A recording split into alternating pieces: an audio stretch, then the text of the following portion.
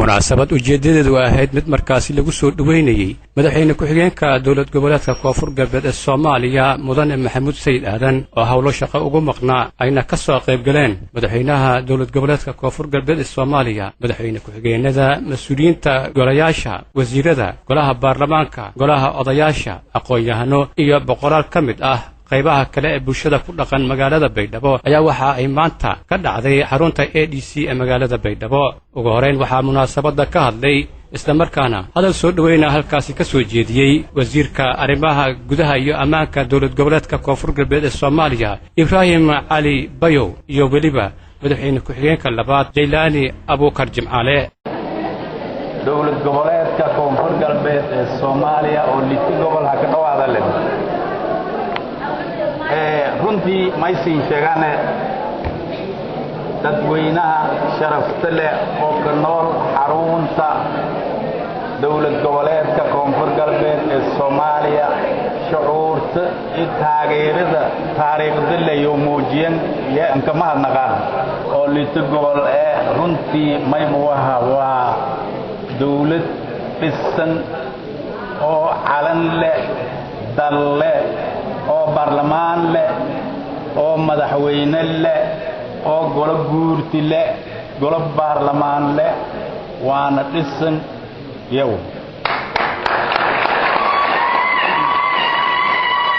fadayaan in burburiyaan dowlad goboleedka ay koonfur galbeed ee Soomaaliya oo ku kooban lixda gobol ee koonfur galbeed ugu dambeyn waxa kulanka ka hadlay madaxweyne ku-xigeenka koowaad Maxamuud Sayid Aadan oo isagu halkaasi lagu soo dhaweynayay waqtigii madaxweynaha uu hogaaminayay baa ka mid ahaa xamar waxaan u tagnay casuumad looga tegay dowladda federaalka Soomaaliya iyo xafiiska qaramada midoobay madaxaajood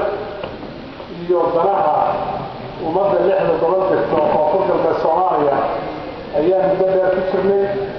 madaxweynaha markaan joognay ayuu dib u soo laabtay dastuurkeenna koonfur galbeed Soomaaliya dowlad goboleedka wuxuu qabaa madaxweynaha iyo madaxweyne ku-xigeenka deegaanada koonfur galbeed ka baxsan muddo bil ka badan inaynu ku maqnaan karin maadaama madaxaajoodkiina uu raagay dastuurkiina ay arrintu sidaa ahayd ayuu madaxweynaha soo laabtay aniga iyo waftiga kalena halkaasaan ku hadlay haddee waqtiga ugu qaadato garanaysaan shalay ilaahayna keenay ergo hadday meel ka tagto waxaa loo diraa dan inay soo difaacdo waxaa loo diraa ummaddaas inay ka turjunto wixii rabitaankeeda waxaa loo diraa wixii lagu ballamay inay ku taagnaato haddii arrintaasi wax ka gedisan ay la kulanto caadiyan waa inay la soo noqoto waa in ummadda dirsatuu timaado waa inay u sheegto waa inay tidhaahdo wixii aan la soo kulannay waa sidaas maxaan ka yeelnaa markaa go-aanka si wada jira waxaa yeelanaya golayaasha golaha fulinta golihii guurtida golaha baarlamaanka iyo ummaddii dooratay oo laga kala geliyo ayaa markaa go-aan la qaataa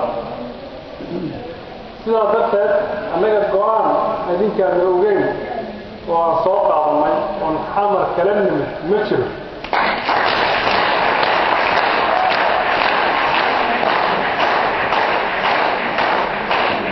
wixii aan la kulannay annaga waxaanu raadinaynay hal sano iyo bar taladii aan wadnay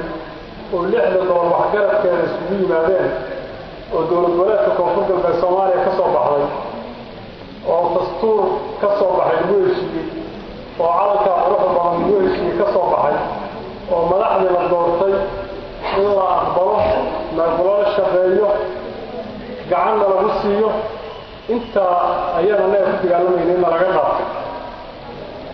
arrintaas taladeeda iyo waxaanu ka yeelayno isaan ugu gudbalahaynay waa tala dhammaanteed noo taalla nin gooni u soo go'aamin kara ma jiro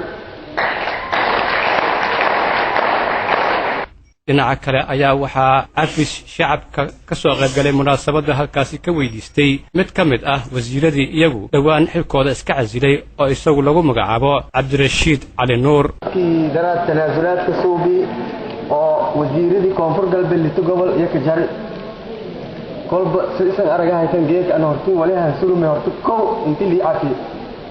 faaswal ya ku codsade dhamaan shacabka degan laxda gobol Soomaaliya